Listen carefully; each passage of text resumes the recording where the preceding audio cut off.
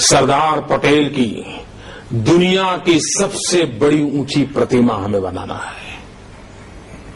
और उसकी साइज का जो सपना है वो सपना है स्टैच्यू ऑफ लिबर्टी जो है उससे स्टैच्यू ऑफ यूनिटी की साइज डबल होगी। और आज जो सरदार सरोवर डैम है, नर्मदा नदी है, सरदार साहब के नाम पर बना हुआ वो डैम है, उसी जगह पर हम ये बनाना जा रहे हैं। काम काफी तेजी से आगे बढ़ रहा है, रिसर्च हो रहे हैं, डिजाइनिंग हो रहा है। धरती पर भी काम हम बहुत जल्दी शुरू करना चाहते हैं। लेकिन जैसे हम लोगों ने जब महात्मा मंदिर बनाया था और आप लोगों ने योगदान किया था, वैसे ही हम जनता जनार्दन को जोड़ करके जन भागीदारी के साथ विश्व का अजोड़ सरदार पटेल का ये विराट रूप स्टैच्यू ऑफ यूनिटी के रूप में प्रस्तुत करने वाले हैं। मेरी आपसे प्रार्थना है, विश्व भर में फैले हुए मेरे भाइयों बहनों, मेरी आपसे प्रार्थना है, कुछ समय के बाद हम विधिवत रूप से आपके पास कुछ मांगने के लिए आएंगे, आपका कंट्रीब्यूशन चाहेंगे। क्योंकि हर एक को लगना चाहिए कि ये जो स्टैच्यू ऑफ यूनिटी बनी है उस यूनिटी का मैं भी एक हिस्सा हूं, मैं भी एक पार्टिकल हूं, ये भाव हमें खड़ा करना है। और उसका लाभ होता है।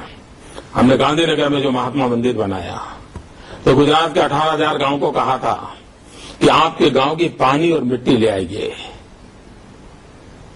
दुनिया के हर देश में बह रहे गुजरातियों से मैंने कहा था कि वहां का पवित्र जल और मिट्टी ले आइए। हिंदुस्तान के हर राज्य को कहा था वहां का पवित्र जल और माटी लाइए। और हमने विश्व भर से पवित्र जल, पवित्र मिट्टी इकट्ठी कर करके ये जो महात्मा मंदिर बनाया है उसकी नींव में रखी है। एक भावात्मक ताकत होती है।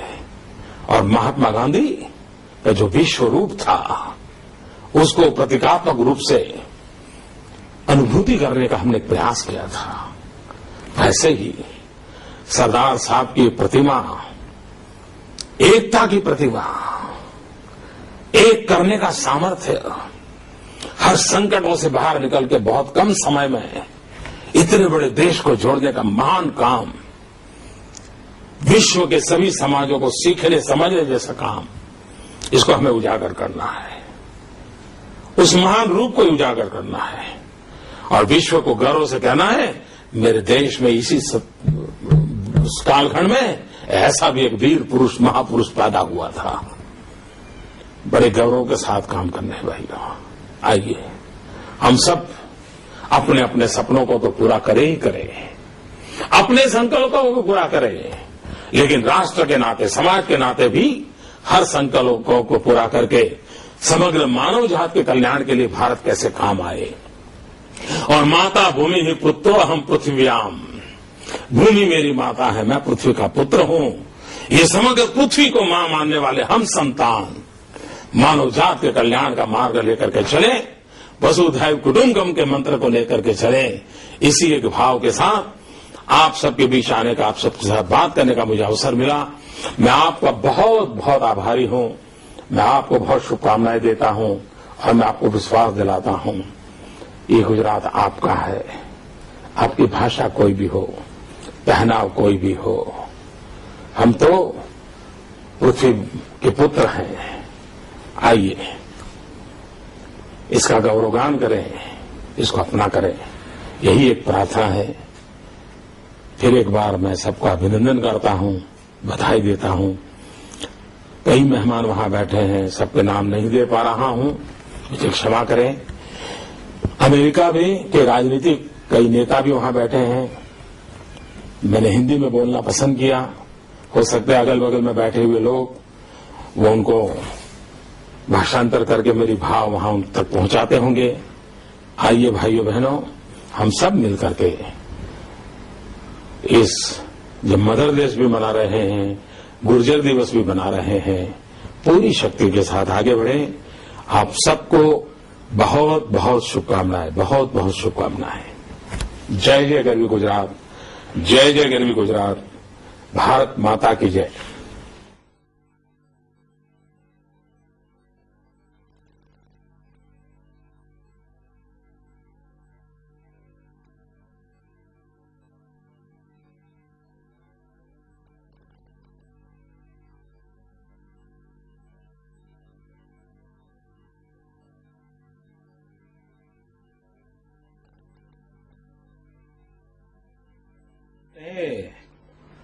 अब इतना सारा बोलने के बाद भी सवाल रह गए हैं क्या?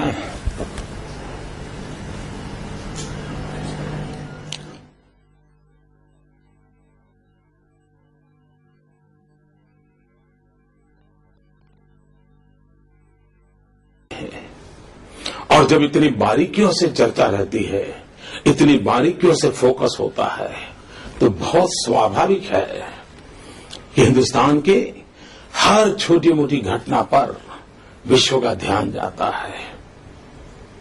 आज अगर हमारे यहां किसी एक बेटी पे बलात्कार हो जाए तो सिर्फ हिंदुस्तान नहीं, विश्व भर के अंदर एक आह और आंसू टपकने लग जाते हैं। क्यों?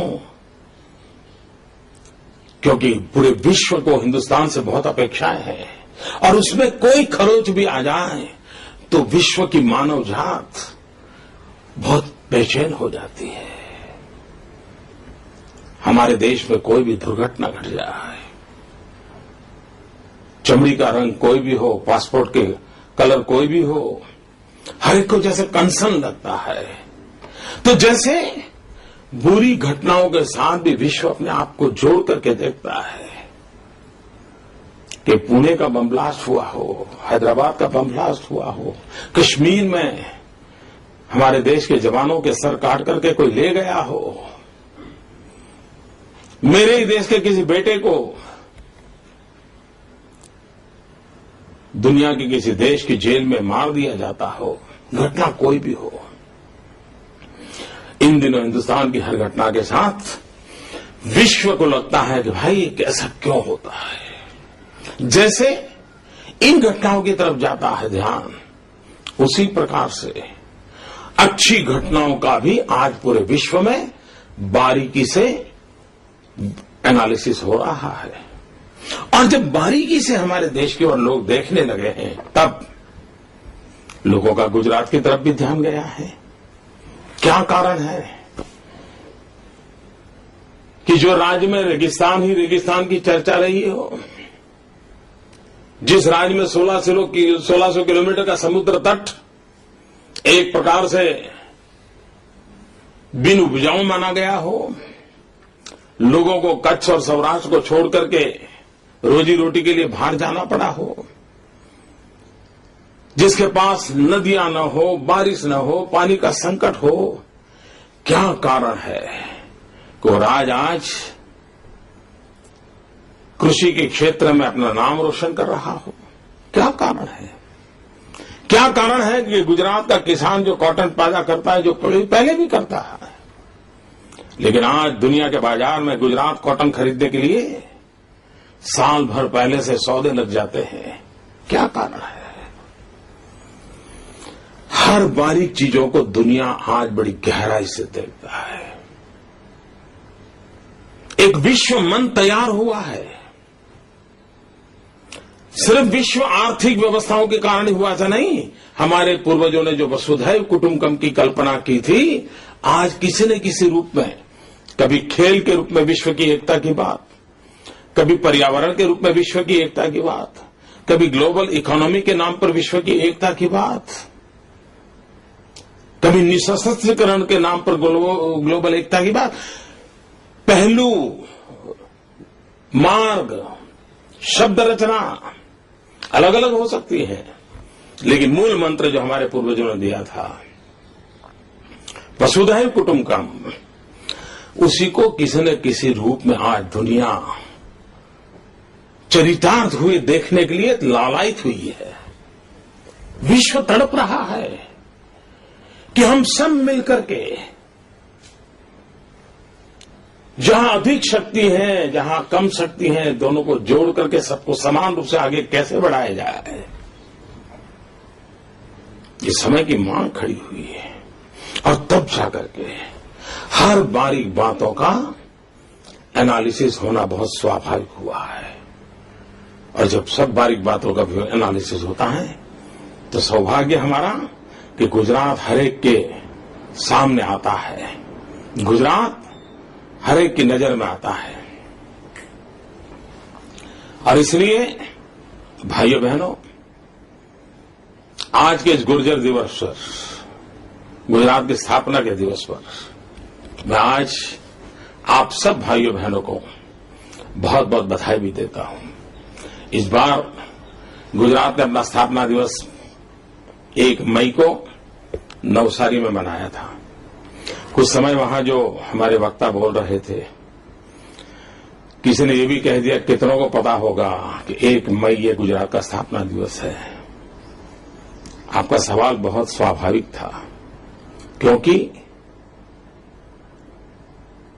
सालों तक राजनीतिक कारणों से गुजरात में इस बात को भुला दिया गया था कि 1 मई को गुजरात का स्थापना दिवस है।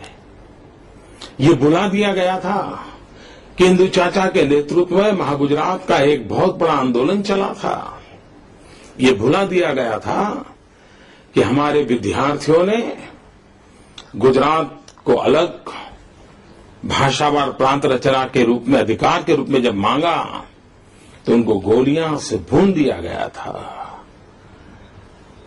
कुछ लोग झूठ बोल करके सत्य को नकारने की कोशिश करते हैं, लेकिन उन्होंने इस बात को स्वीकार करना होगा कि वो एक जमाना था जब आज जो भद्र है, जहां लाल दरवाजा बोलते हैं, जहां लाल बसें हमारी चलती हैं, वहीं पर कांग्रेस का एक बड़ा हेडक्वार्टर हुआ करता था भद्र में। और उसी कांग्रेस के हेडक्वार्टर से गोलियां चली थी और हमारे कई विद्यार्थियों को मौत के घाट उतार दिया गया था। और उसी में से महागुजरात के आंदोलन को एक नई ताकत आ गई थी। आखिरकार गुजरात मिला था। मैं आज उन सभी शहीदों को भी नमन करता हूं, इंदु चाचा को प्रणाम करता हूं। गुजरात बनाने के जिन जिन लोगों ने अपना जीवन लगाया, खपाया, समय दिया, उन सबका भी मैं अभिनंदन करता हूं। और मैं उन सबको विश्वास दिलाता हूं कि आपने जो त्याग और तपस्या करके इस गुजरात नाम के राज्य की रचना की है, हम कभी भी आपके सपनों को चूर चूर नहीं होने देंगे। हम कभी भी आपकी आशा आकांक्षाओं को कोई खरोच नहीं आने देंगे। ईश्वर ने हमें जितनी बुद्धि दी है, जितनी शक्ति दी है, और आपने जब भी जो दायित्व दिया है, उस दायित्व को भली भांति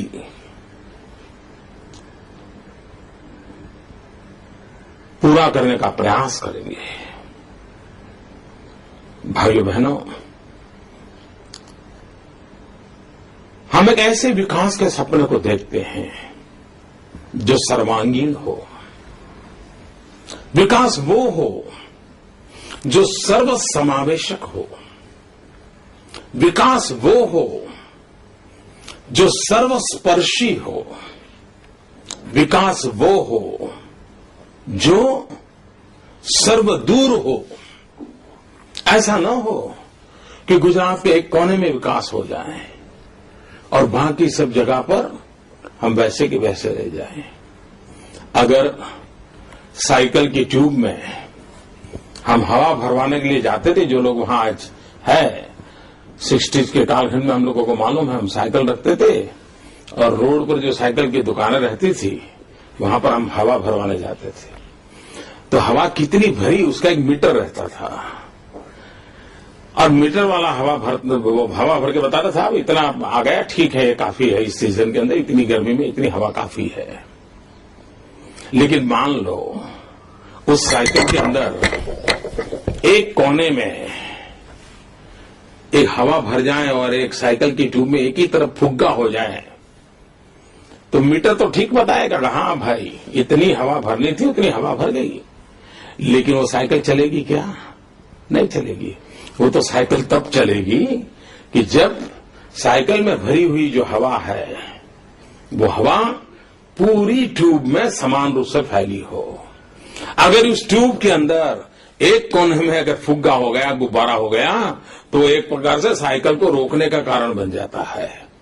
विकास का भी ऐसा ही है। एक कोने में विकास का गुब्बारा हो जाए तो उससे विकास नहीं होता है। हमारे यहां कभी कभी कहा जाता था कि वापी से मुंबई की तरफ जाए तो बड़े गोल्डन कॉरिडोर है, और बड़े गर्व से पुरानी सरकारें सीना तान तान करके कह रही थी कि इतना डेवलपमेंट हुआ, गोल्डन कॉरिडोर तैयार हुआ। मैं कभी कभी सोचता हूं भाई, एक 100 किलोमीटर के रोड की पट्टी के दोनों तरफ अगर उद्योग लग गए और गोल्डन कॉरिडोर बना करके हम नाचते रहेंगे तो विकास होगा। विकास कच्छ में भी चाहिए, विकास बनासकांठा में भी चाहिए, राधनपुर में भी चाहिए, विकास हमारे गुजरात की पूर्व पट्टी आदिवासियों के बीच में भी होना चाहिए, विकास हमारे 1600 किलोमीटर के समुद्री तट पर रहने वाले मेरे मछुआरों का भी होना चाहिए। विकास सर्वस्पर्शी होना चाहिए। बिजली आ गई, अहमदाबाद तो जगमगा रहा हो, लेकिन अगर गांव अंधेरे में डूब गया तो उस विकास से क्या होगा? और तब जाकर के हमने एक आमूलचूल परिवर्तन किया, विकास के रूप को ही बदल दिया है। मैं जानता हूं मित्रों, राजनीतिक विरोधों के कारण लोग कुछ भी आज कहते होंगे। मैंने कहा था ना, बाल की खाल उधेड़ने में लगे हुए हैं। मेरे आज के इस भाषण के बाद भी फैको इंडस्ट्री वाले लग पड़ेंगे, पता नहीं क्या क्या गालियां देंगे, वो अपना काम करेंगे। लेकिन इतिहास को, इस सच्चाई को स्वीकार करने की नौबत आएगी। इस विश्वास के साथ भाइयों बहनों मैं आपको कहना चाहता हूं कि जिस रास्ते पर हम विकास को ले गए हैं वो एक ऐसा रास्ता है जो आने वाली सदियों तक गुजरात को नई ऊंचाइयों पर ले जाने की एक भीतर की ताकत को जन्म देने वाला है। मैं एक छोटा उदाहरण देता हूं। हम कहते हैं कि विकास में इंफ्रास्ट्रक्चर का बहुत बड़ा महत्व है, कोई इनकार नहीं कर सकता। आप भी मानते हैं कि इंफ्रास्ट्रक्चर अच्छा होना चाहिए, लेकिन इंफ्रास्ट्रक्चर की बात करते हैं तो क्या होता है? रोड्स हो, एयरपोर्ट हो, बस स्टेशन हो, रेलवे स्टेशन हो, यही बातें करते हैं ना। लेकिन कभी बारीकी से देखा है? आपको मैं एक बात बताऊं तो आप सब विदेश में रहते हैं, आपको बराबर ध्यान में आएगा। हमारे गुजरात के अंदर रोड्स का इंफ्रास्ट्रक्चर क्या था? नॉर्थ टू साउथ, राजस्थान से आओ, गुजरात से पसार होना, अब महाराष्ट्र की ओर चले जाना। और फिर भी उसको अच्छा इंफ्रास्ट्रक्चर कोई दावा कर सकता है, मैं उसका इतना इनकार नहीं करता हूं। लेकिन अगर गुजरात का विकास करना हो तो इनमें मूलभूत परिवर्तन किया। हमने कहा कि ये हॉरिजॉन्टल रास्ते हैं, उसको हमें वर्टिकल रास्तों से भी जोड़ना होगा। वर्टिकल रास्ते, हॉरिजॉन्टल रास्ते, जब तक उसका नेटवर्क नहीं बनाते हैं, हम पूरे गुजरात को इंफ्रास्ट्रक्चर की ग्रिप में नहीं ला सकते। और इसलिए भाइयों बहनों, जो वर्टिकल रास्ते थे 2 या 3 जो राजस्थान से आते थे और दक्षिण में जाते थे, हमने नाव के करीब हॉरिजॉन्टल रोड बना दिए।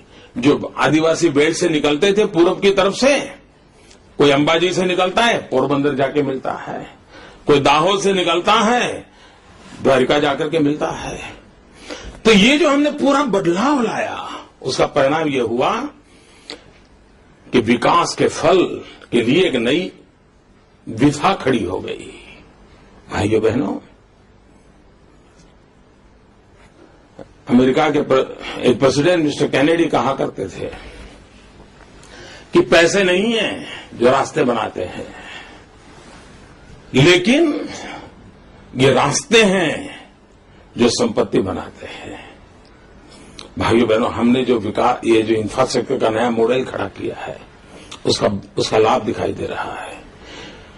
उसी प्रकार से आपने 2-4 जगह पर अच्छी कॉलेज इंस्टीट्यूशन चालू कर दी। आप गर्व कर सकते हो, बच्चे आएंगे, पढ़ेंगे और आप दिखा भी सकते हो, दुनिया के सामने विकास दिखेगा। लेकिन क्या कभी सोचा था कि हमारे पंचमहाल के अंदर, दाहोद के अंदर, साबरकांठा के अंदर, जहां ट्राइबल बस्ती रहती है, डांग है, ऐसी जगह पे भी कोई यूनिवर्सिटियां हो सकती हैं, ऐसी जगह पे कोई इंजीनियरिंग कॉलेज हो सकती है, ऐसी जगह पे कोई मेडिकल कॉलेज हो सकती है। भाइयों बहनों, हमने उस पर बल दिया। वो कौन, एक एक हमने ढूंढा कौन सा तहसील है जहां विज्ञान की स्कूल नहीं है, पहले वो करो। अच्छी लेबोरेटरी नहीं है, वो करो। फिर धीरे धीरे engineering college, medical college, pharmacy की कॉलेज, नर्सिंग की कॉलेज, यानी इतने दायरा हमने बढ़ाया। और उसी का तो परिणाम है, हमारे यहाँ पहले 11 यूनिवर्सिटी थी। कोई भी कहेगा भाई गुजरात में कौन कहता है शिक्षा नहीं थी 11 यूनिवर्सिटी थी, कौन मना करता है। लेकिन आज 10 साल के भीतर 44 यूनिवर्सिटी है। क्या आप इसका इनकार कर सकते हो? लेकिन ये कहने से बात बनती नहीं है कि यूनिवर्सिटी पहले थी, कौन मना करता है? यूनिवर्सिटी पहले भी थी। लेकिन हमारी सारी यूनिवर्सिटियां क्या थी? सब बंदर का व्यापार था। यूनिवर्सिटी में जाओ, जो भी अवेलेबल कोर्सेज है उसको देखते हो। हमने उसमें बदलाव लाया, हमने सेंटर फॉर एक्सेलेंसी की ओर बढ़ावा दिया। अगर गैस और पेट्रोलियम एनर्जी ये विश्व के भविष्य के साथ जुड़ा हुआ है तो हमारे पास एनर्जी यूनिवर्सिटी होनी चाहिए, पेट्रोलियम यूनिवर्सिटी होनी चाहिए। हमने वो काम किया। आज जगत के अंदर जितना रुपयों का महत्व है उतना ही महत्व खेलकूद का बन गया है। इस बात को स्वीकार करना होगा। कोई भी समाज स्पोर्ट्स के बिना स्पोर्ट्समैन स्पिरिट वाला नहीं बन सकता है। अगर समाज में, परिवार में, व्यक्ति के जीवन में हम स्पोर्ट्समैन स्पिरिट को अनिवार्य मानते हैं तो फिर समाज के जीवन में स्पोर्ट्स का भी उतना महत्व होना चाहिए। वो बच्चे क्या हैं जिसके जीवन में पसीने की पता तक न हो। मैं चाहता हूं मेरे गुजरात के बच्चे खुले मैदान में खेले, पसीनों से तरबतर हो जाए। भविष्य उससे बनने वाला है और इसलिए हमने स्पोर्ट्स यूनिवर्सिटी बनाई। क्राइम की दुनिया बदलती जा रही है। क्राइम की दुनिया कह रही है कि आज विश्व के किसी कोने में बैठा हुआ छोटा सा बच्चा भी साइबर क्राइम के माध्यम से किसी देश के बैंक को लूट सकता है। इसका मतलब अगर लुटेरों के रास्ते बदले हैं तो लूट पकड़ने वाले और चोर लुटेरों को पकड़ने के लिए रास्ते बदलने पड़ेंगे। और इसके कारण आज साइबर क्राइम की दुनिया में, इकोनॉमिकल ऑफेंस की दुनिया में फॉरेंसिक साइंस का महत्व बढ़ गया है। और मेरे अमेरिका में रहने वाले पढ़े लिखे विद्वान लोग वहां बैठे हैं। आपको जान करके गर्व होगा मेरे भाइयों बहनों, आज गुजरात दुनिया का पहला ऐसा प्रदेश है जहां पर फॉरेंसिक साइंस यूनिवर्सिटी है। जो हमारे बाल की खाल उधेड़ने में लगे हुए लोग हैं वो क्या कहते हैं? मोदी झूठ बोलते हैं। क्यों? अरे फॉरेंसिक साइंस डिपार्टमेंट तो पहले भी था। फिर से मैं कहता हूं, मैं फॉरेंसिक साइंस डिपार्टमेंट की बात नहीं बोल रहा हूं। फॉरेंसिक साइंस डिपार्टमेंट में थे, किसी ने मना नहीं किया। हम कहते हैं हमारा कंट्रीब्यूशन है फॉरेंसिक साइंस यूनिवर्सिटी। ये झूठ बोलने वाले लोग ऐसे ही झूठ फैलाते रहेंगे। हो सकता है आज कुछ नया झूठ छोड़ दें, वो उनका अपना काम है, वो करते रहेंगे क्योंकि उसके पास इसके सिवा कोई सहारा नहीं है, उसी के भरोसे उनको चलना है। लेकिन भाइयों बहनों, मेरा कहने का तात्पर्य यह था कि हम ये तो कभी नहीं कहते कि मोदी जब तक नहीं थे तब तक यहां कुछ नहीं था। मोदी के पहले भी बहुत कुछ था, क्योंकि गुजरात एक पुरुषार्थी समाज है, संकटों के बीच जीने वाला समाज है, नए रास्ते खोजने की कोशिश करने वाला समाज है। लेकिन गुजरात के पिछले 40 साल और गुजरात के वर्तमान 12 साल, इस दोनों की अगर हम तुलना करेंगे तो पता चलेगा कि हमने विकास की गति को तेज किया है, हमने विकास के व्याप को फैलाया है, हमने विकास को नई ऊंचाइयों पर पहुंचाया है। हमने विकास को सामान्य मानवीय के कल्याण की दिशा में ले जाने की भरपूर कोशिश की है। और ये काम बार बार बार बार बार ठोक ठोक ठोक ठोक कर मैं आपको कहना चाहता हूं, ये नरेंद्र मोदी ने नहीं किया है, ये गुजरात ने किया है। 6 करोड़ गुजरातियों ने किया है। उसका यश, इसका गौरव गुजरात को प्रेम करने वाले, उनकी भाषा कोई भी क्यों न रही हो, उन सब के कारण हुआ है। और इसलिए भाइयों बहनों, हम जब गुजरात स्थापना दिवस की मना रहे हैं तब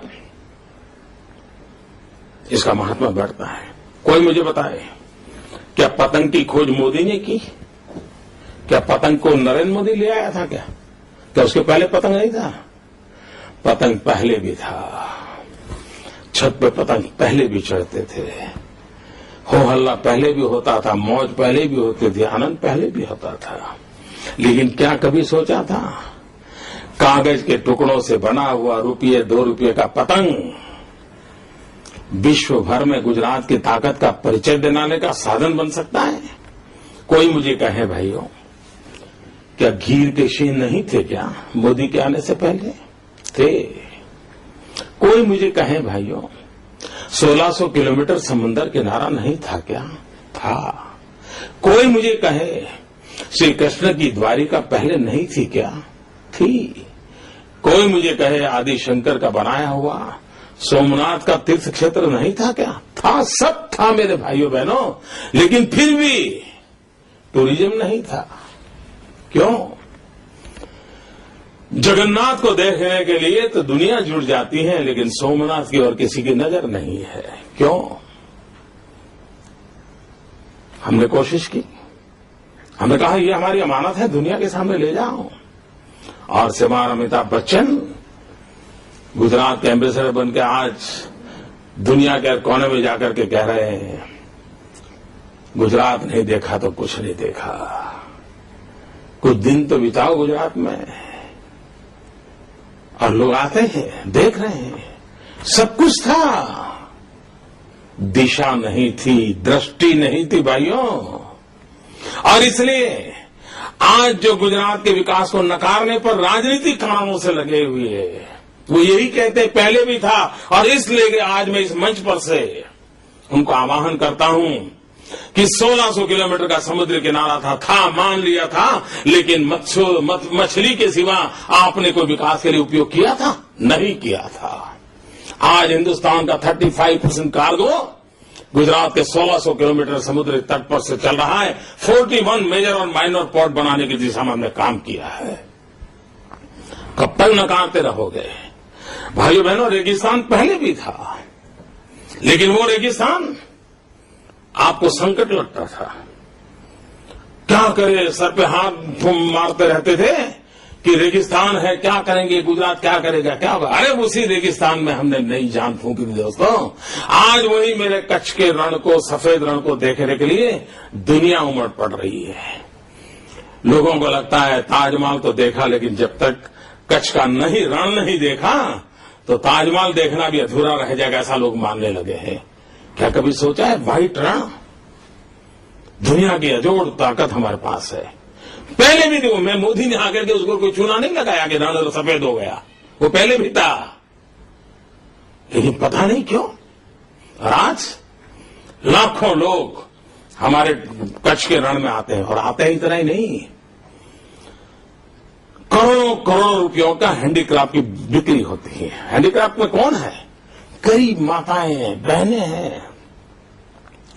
वो कपड़े पर नक्शे काम करते हैं, पेंटिंग करते हैं, नई नई चीजें करती हैं। ये हमारे गुजरात का वारली पेंटिंग आज दुनिया में फैल रहा है। टूरिज्म आते ही गरीब से गरीब आदमी को रोजी रोटी मिलती है। मेरे गिर के शेर, गिर के लायन, किसी को पता तक नहीं था। और मित्रों, मैं बड़े गर्व के साथ कहता हूं, सारे दुनिया में वाइल्ड लाइफ के बहुत बड़े संकट के समाचार हर दूर से आते हैं। हमारे यहां टाइगर को बचाने के लिए भारत सरकार अरबों खरबों रुपए खर्च कर रही है। कहाँ खर्च होता है वो तो समय जाने, पता नहीं आने वाले दिनों में सुप्रीम कोर्ट वो एक और डंडा उसमें भी मार दे, कभी कह नहीं सकते, पता नहीं कब कौन सा डंडा पड़ेगा। लायन की तरफ देखा नहीं किसी ने, लेकिन उसके बाद भी गुजरात के अपने प्रयासों का परिणाम है कि लायन की संख्या बढ़ रही है, टूरिज्म बढ़ रहा है, और दुनिया को देखना होगा कि परिवार के नाते लायन की रक्षा कैसे होती है। एक गुजरात के अंदर गिर के जंगलों में रहने वाले मेरे किसान परिवारों ने करके दिखाया है। एक अजोड नमूना है, ये विश्व को स्टडी करने जैसा है, अध्ययन करने जैसा है, कैसे वाइल्ड लाइफ के साथ मानव जीवन एक रूप होकर के कैसे रह सकता है, ये स्टडी करने जैसा विषय है। भाइयों, बढ़ रहा है। आप कल्पना कर सकते हैं मित्रों, आज 24 घंटे गुजरात में बिजली होने के कारण कितना बड़ा परिवर्तन आया है, कितना बड़ा लाभ गांव के जीवन को बदला है, गांव की इकोनॉमी को बदला है। छोटी छोटी चीजों को हमने ध्यान दिया। 2001 का सेंसस रिपोर्ट आया और जब उसमें माल न्यूट्रिशन की बड़ी गंभीर चर्चा हमारे सामने आई, तो उस माल न्यूट्रिशन की चर्चा के हमने देखा था सारे देश में, और आप ही तो प्रधानमंत्री जी भी कह रहे हैं, भारत सरकार भी अपने हिंदुस्तान के टीवी एडवर्टाइज देखी होगी तो इस कुपोषण की चर्चा करती है। लेकिन मजा ये है, ये बाल की खाल उधेड़ने वाली जो टोली है गुजरात के खिलाफ लगातार झूठ फैलाने वाली, वो जब कुपोषण की चर्चा आती है तो हिंदुस्तान की कुपोषण की चर्चा नहीं, अकेले गुजरात को गाली देते हैं। खैर, हम उसमें से भी अच्छा करने की कोशिश करेंगे, उन गालियों का भी गुलदस्ता बना करके हम सुवास फैलाने की कोशिश करेंगे। ये हमारी कोशिश है भाइयों बहनों। और हमने पहले ही 2004 से मिशन उठाया, अरबों खरबों का बजट खर्च करना शुरू किया, जन जागृति का प्रयास किया, और अभी लेटेस्ट सीएजी का रिपोर्ट है। वो सीएजी का रिपोर्ट कहता है कि पूरे हिंदुस्तान में कुपोषण से मुक्ति के जो प्रयास हो रहे हैं उसमें सबसे अधिक सफल कोई हुआ है तो गुजरात का मॉडल हुआ है। 33% इंप्रूवमेंट सफल पाने में हमें यश मिला है। लेकिन वहीं से अटकने की बात नहीं है, मुझे आगे भी बढ़ना है। मेरा विश्वास है कि हमारी मां तंदुरुस्त हो, हमारे बच्चे तंदुरुस्त हो। अगर हमारी बेटियां तंदुरुस्त नहीं होगी तो जब वो मां बनेगी तो संतान भी तंदुरुस्त पैदा नहीं हो सकता। और अगर बच्चा तंदुरुस्त नहीं है तो हिंदुस्तान की आने वाली कल तंदुरुस्त नहीं हो सकती, मानव जात तंदुरुस्त नहीं हो सकती है, स्वस्थ नहीं हो सकती। हमारी ये भावात्मक बात है, हम उस पर भी बल दे रहे हैं। विकास की नई ऊंचाइयों को पार करने के भिन्न भिन्न अनेक प्रयास किए हैं। भाइयों बहनों, आज मैं गर्व से कह सकता हूं कि दुनिया का सबसे बड़ा, ये शब्द लिखिए मेरे भाइयों बहनों, ये दुनिया का सबसे बड़ा नर्मदा का पानी पहुंचाने का पाइप का नेटवर्क इसी 10 साल में खड़ा हुआ है। दुनिया का सबसे बड़ा 9,000 गांवों में नर्मदा का शुद्ध पानी पाइपलाइन से पहुंचाने में हमें सफलता मिली है। 18,000 गांवों में ब्रॉडबैंड कनेक्टिविटी है। आप वीडियो फोन से अपने परिवारजनों से गांव में बात कर सकते हैं। ये स्थिति हमने पैदा की है। हम गुजरात को आधुनिक बनाने के पक्षकार है। हम चाहते हैं टेक्नोलॉजी का उपयोग गांव गांव घर घर तक कैसे पहुंचे। हम चाहते हैं टेक्नोलॉजी हमारी शिक्षा के लिए कैसे बहुत महत्वपूर्ण रोल अदा करे। हम चाहते हैं कि टेक्नोलॉजी से आरोग्य में कैसे परिवर्तन आए, एफिशिएंसी कैसे आए, ट्रांसपेरेंसी कैसे आए, और उसमें हमने पहल की है। मतलब हमारी तो हालत ये है, मैं आपको एक छोटी बात बता दूं भैया, कभी भी आपको शक हो जाए, झूठ इतना सुनते हो तो कभी कभी आपको भी शायद यार ऐसा होता, क्योंकि झूठ 24 घंटे चलता है। और अब तो हम सच बोलेंगे तो एक आध बार बोलेंगे, महीने में एक आध बार बोलेंगे, साल में एक बार बोलेंगे, क्या करेंगे? हमें तो कोई रोज अवसर होता नहीं है बोलते रहने का। एक झूठ वालों का तो रहता है, और कभी आज इस कोने से झूठ आएगा तो कभी दूसरे कोने से झूठ आएगा, तो परसों तीसरे कोने से झूठ आएगा, कभी एक चेहरा झूठ बोलेगा तो कभी 10 चेहरे झूठ बोलेंगे, चलता रहता है। लेकिन कभी आपके मन में भी दुविधा हो जाए क्या सच क्या है, मेरी आपसे प्रार्थना है। पिछले 10 साल में भारत सरकार ने भिन्न भिन्न चीजों के लिए कई अवार्ड्स दिए हैं। ये सब हिंदुस्तान सरकार के नेट पर भी अवेलेबल है, जरा देख लीजिएगा। और आपको उसको देखोगे तो पता चलेगा कि जिस मुद्दे पर गुजरात के बाग की खाल उधेड़ी जा रही है, उसी मुद्दे पर अच्छे से अच्छे काम के लिए दिल्ली में बैठी हुई कांग्रेस की यूपीए की सरकार ने अवार्ड दिया है। तो आपको विश्वास हो जाएगा कि कितना झूठ चला रहे हैं। भाइयों बहनों, आज देश एक नए संकट की ओर जा रहा है। मैं जानता हूं गुजरात दिवस है, लेकिन मैं भारत मां का बेटा भी हूं, और आप जो वहां बैठे हैं, मैं जानता हूं आप लोगों को भारत मां की कितनी चिंता है, उसको मैं कम नहीं आंकता हूं। भाइयों बहनों, देश में जब शासन दुर्बल होता है तो कितना नुकसान होता है, ये हम पिछले 1 महीने की घटनाएं देखिए। आपने कभी सोचा है मित्रों, मेरे देश का विदेश मंत्री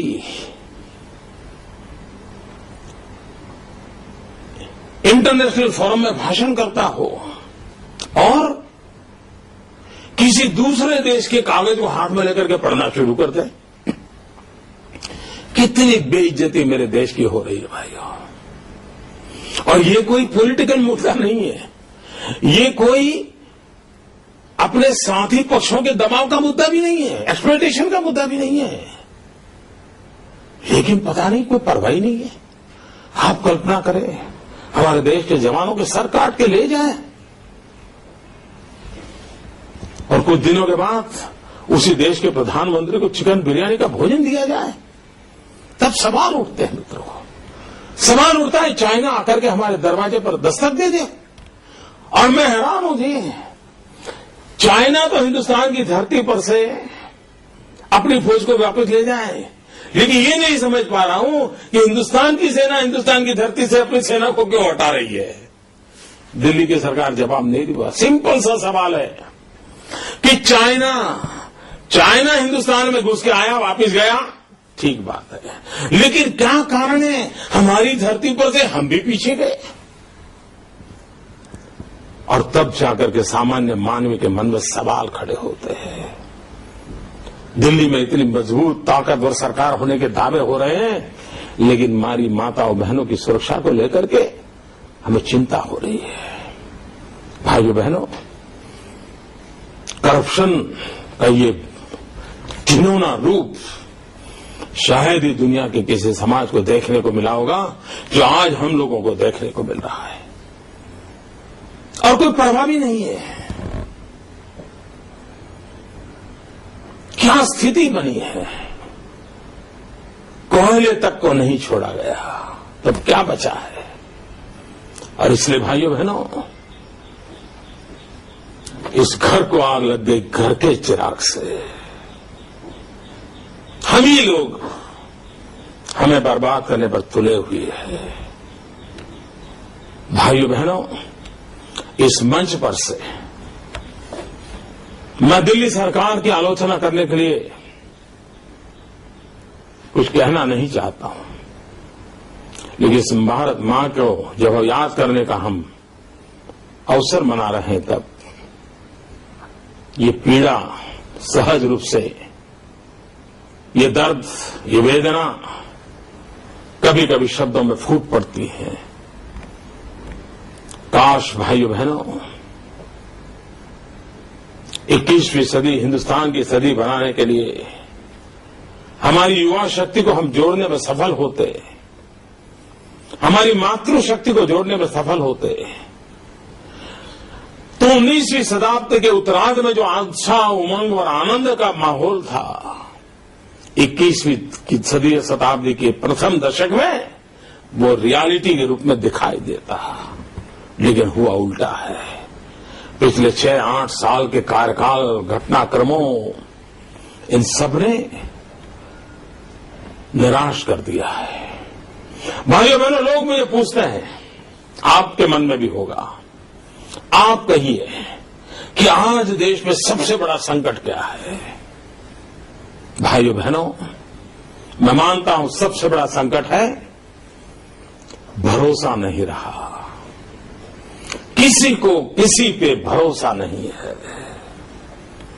भरोसे करने वाली हर सारे इंस्टीट्यूट में गिरावट आई है। ये भरोसा हमने पुनः स्थापित करना होगा।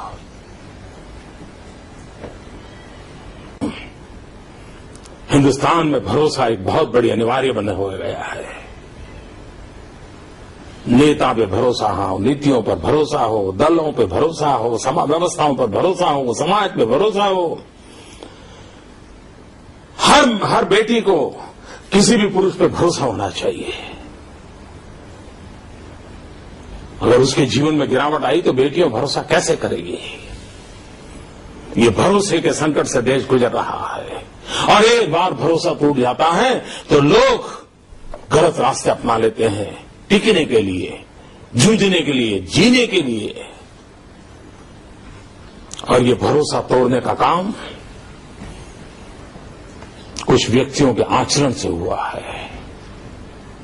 उच्च पदों पर बैठे हुए लोगों के आचरण ने, उनके व्यवहार ने, उनकी रीतियों ने, नीतियों ने देश के भरोसे को तोड़ दिया है। 120 करोड़ लोगों का भरोसा टूट चुका है।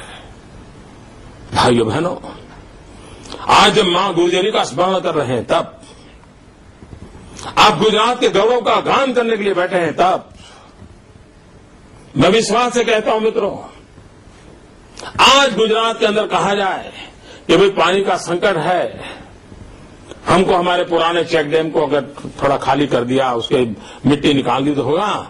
भाइयों बहनों, मैं विश्वास से कहता हूं, सरकार की जरूरत नहीं पड़ती। मेरे गांव के किसान खुद चेक डैम को ठीक करने लग जाते हैं। क्यों? भरोसा है। भाइयों बहनों, ये भरोसा बहुत बड़ी ताकत होती है। आज गुजरात ने जो विकास किया है, आज गुजरात जो प्रगति कर रहा है, वो किसी व्यक्ति के कारण नहीं कर रहा है। विकास इसलिए हो रहा है, हर एक में भरोसा है। हर कोई भरोसे के आधार पर हिम्मत के साथ निर्णय कर पा रहा है। हर कोई को भरोसा है कि हाँ भाई, आगे बढ़ेंगे तो कोई तो होगा, कुछ तो व्यवस्था होगी। आइए भाइयों बहनों, आज इस भरोसा का संकल्प करें। हम भी लोगों को भरोसा दें। हम भी अपने आचरण और व्यवहार से ये खाई को भरें। फिर एक बार भरोसे पर हम आगे बढ़े। आप लोग जो बड़ी उम्र के लोग हैं, आपने कभी अपने बचपन में, जहां 60, 70, 75 के लोग बैठे होंगे, क्या कभी आपने बाजार में शुद्ध घी की दुकान ऐसा बोर्ड देखा था? हंसो मत भाई, मुझे बताइए, क्या कभी आपने शुद्ध घी की दुकान ऐसा बोर्ड कभी देखा था? नहीं, ऐसा ही लिखा जाता था, घी की दुकान। और घी की दुकान लिखा तो आदमी को भरोसा था वो शुद्ध घी ही होगा। लेकिन भरोसा टूट गया तो बोर्ड लगाना पड़ता है, शुद्ध घी की दुकान। मैं छोटी छोटी बातों के आधार पर बताना चाहता हूं, ये जो भरोसा टूट रहा है, उच्च पदों का तो भरोसा टूट चुका है। और तब जाकर के मेरे भाइयों बहनों, आओ फिर से एक बात, महात्मा गांधी, सरदार पटेल का स्मरण करते हुए इस भरोसा का बाइंडिंग कैसे बढ़े, हम सब उस दायित्व को कैसे निभाएं, हमारे शब्द की ताकत कैसे बढ़े, हमारा आचरण उस ताकत को कैसे रंग भरे, उसका संकल्प करें। भाइयों बहनों, मैंने काफी समय लिया है आपका। आपको अभी रात्रि भोज भी शायद आपका बाकी होगा। और मैं देख रहा था आप लोग एक एक दो मिनट में बोल करके अपना पूरा करके जा रहे थे और मैं घंटे भर से बोल रहा हूं। आप भी शायद आपके मन में काफी सवाल बवाल भी रहते होंगे। एक छोटी सी बात बता दूं, मेरी विश्व भर में बैठे हुए मेरे अमेरिकन भाइयों से प्रार्थना है, गुजरात के मेरे भाइयों से प्रार्थना है, गुजरात को प्रेम करने वाले भाइयों से प्रार्थना है, हिंदुस्तान को प्रेम करने वाले मेरे सभी भारतीय भाइयों बहनों को प्रार्थना है। गुजरात में हम लोगों ने एक सपना संजोया है और वो सपना है हम विश्व की सबसे बड़ी मूर्ति बनाना चाहते हैं और दुनिया के सामने हम अपना एक रुतबा खड़ा करना चाहते हैं। हमारा यह मोदी का नहीं, बीजेपी का नहीं, गुजरात सरकार का नहीं, 125 करोड़ देशवासियों का। और जिस महापुरुष ने हिंदुस्तान को एकता के बंधन में बांधा, छोटे छोटे रजवाड़ों को मिलाकर के इस देश बनाया, एक किया, इतिहास का एक स्वर्णिम पृष्ठ है भाइयों, लेकिन उसको भुला दिया गया है। उसका पुण्य स्मरण होना चाहिए। वो हमें नई ताकत देगा, देश को जोड़ने की ताकत देगा।